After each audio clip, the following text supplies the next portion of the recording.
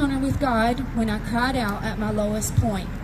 The first day in the hospital, I had been there 6 times. This was the 7th.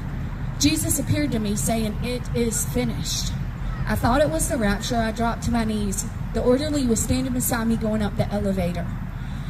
I heard, "It is finished," again. And I could feel it, taste it, see it. It was the sound of many waters. "It is finished," a 3rd time.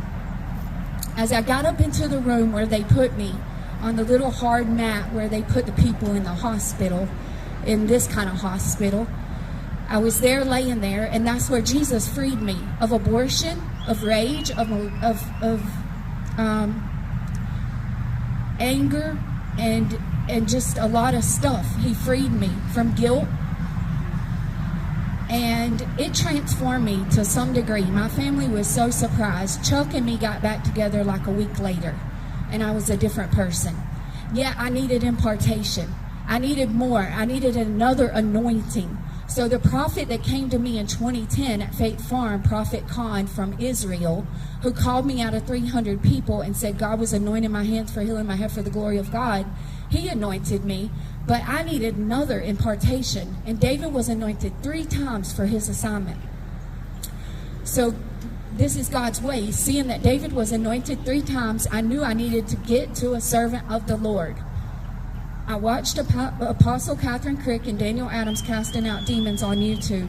On 2/2/2022, Jesus delivered me from medical marijuana during a Zoom call with Daniel Adams.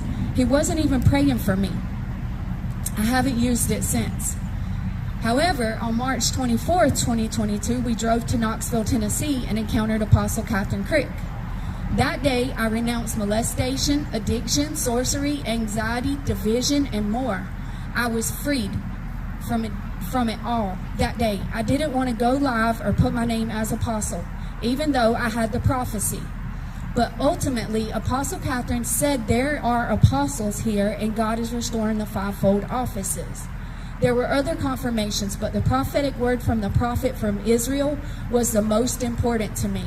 I had lost everything, including my Bible, where that word was in a little piece of paper. I lost everything except for the word itself. It's made out, it's in a little bookmarker. That's how I know the Bible is perfect and how God kept us the Bible. God kept me through that prophecy, just as he gave us the Bible. He kept me that prophecy just as he gave us the Bible. More confirmations came, yet I still didn't feel like an Apostle Adrian. I was obedient. I began to share my testimony, and my husband shared it too.